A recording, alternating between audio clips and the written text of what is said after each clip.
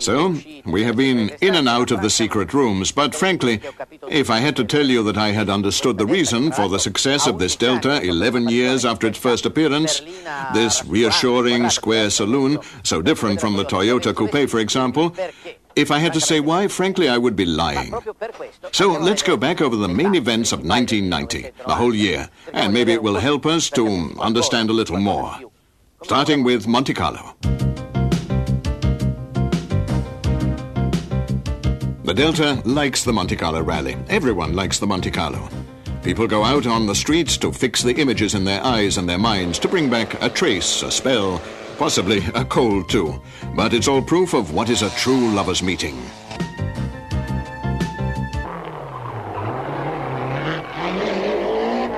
The Lancia Delta HF goes to the Monte Carlo rally with the respect of a warrior.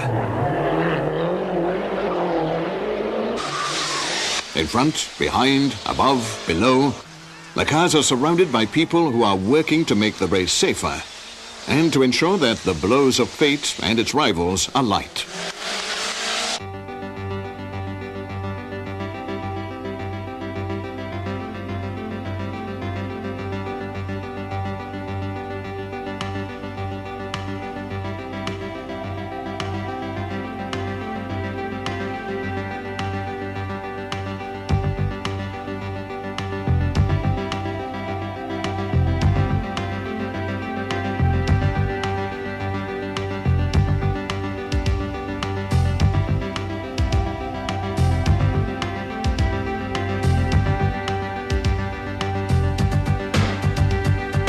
The driver is now off to the special speed trial, where he will expect the most from the car that has just left the mechanic's hands.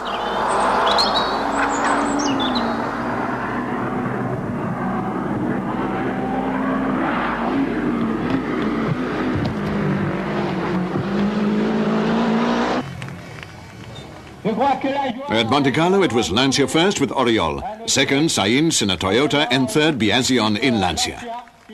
A clear victory, with the help of a black box. You really treated this car badly at Monte Carlo, didn't you? We replaced a chip, a small silicone chip.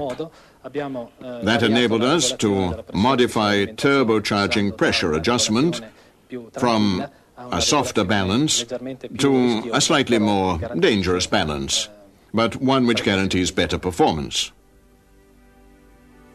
But why does the Delta win? We put this question to the men who have driven it to victory. LAMCIA is, yes, really, it's the, let's say, at the moment, it's the best car, and it has been many, many years the best car in the world, and very professional, big team, and really, it's everybody, you know, have a dream, actually, and like to drive LAMCIA. It's the same like Ferrari, that everybody would like to drive, be in the best team, and for me, LAMCIA is the best team at the moment in the world. We are always surrounded by technological research, which means efficiency, reliability, performance.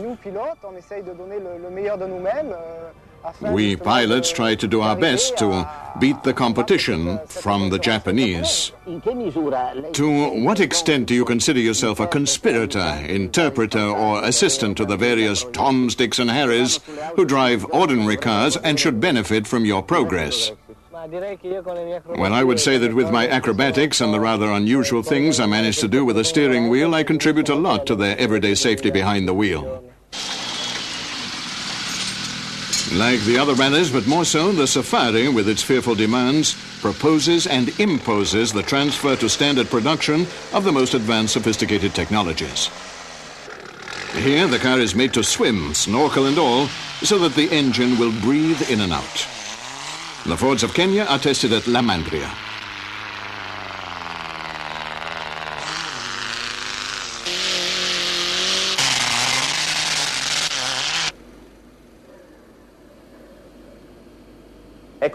Here we are at the Safari Rally.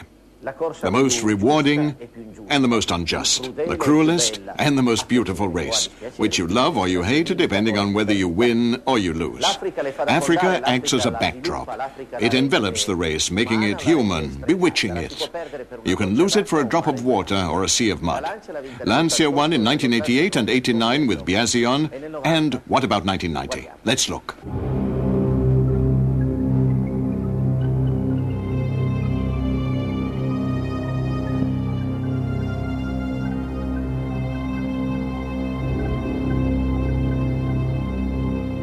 In many parts of Africa, the car is still a strange visitor. And during the race, it tries to impose particular rhythms which are all its own, on a land which lives with slow, low, often subdued rhythms. The safari is a rally of contrasts, even of sudden violence, which the cars, with their noise, dust, splashes of water and mud, inflict on the landscape, the roads, the very sound of that life, the bodies, and perhaps the thoughts of the people there.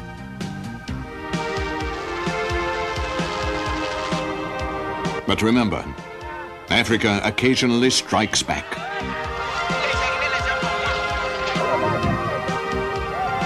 Biasion's Delta was the most important victim of the water and earth that combined to make a prisoner of the car that wanted to fly. It was as if it wanted to make a plaster cast of the car.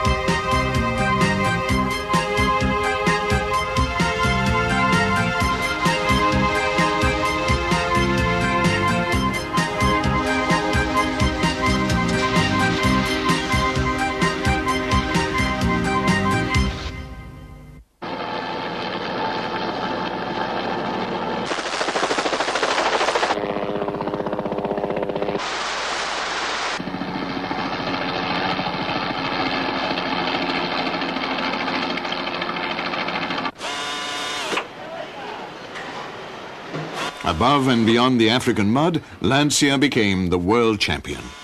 At what price? I thought that there would be colossal specific investments, enormous sums behind it. And then I found out that here at LAMCIA, when they had to pass from Group B to Group A, from a sophisticated racing car to a larger, much more accessible standard production car, LAMCIA practically found the ordinary Delta just ready and waiting to be developed for the rally scene. Other manufacturers had to make colossal specific investments to design and then build entirely new models.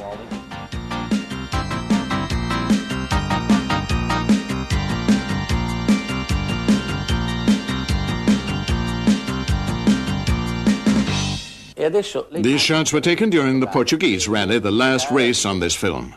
The final placings are a real feather in LAMCIA's cap, or a whole bunch of feathers.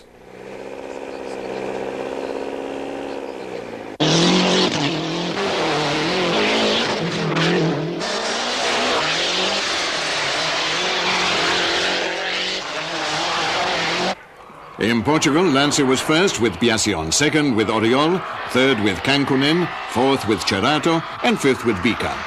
What a record.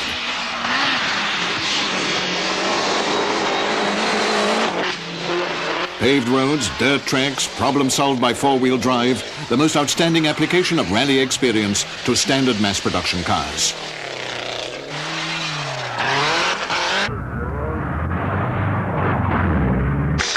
It was a celebration for the people who had taken the car through the race and those who had seen it develop from a drawing to the road. Delta and LAMCIA. Delta is LAMCIA. And we're not just playing on words.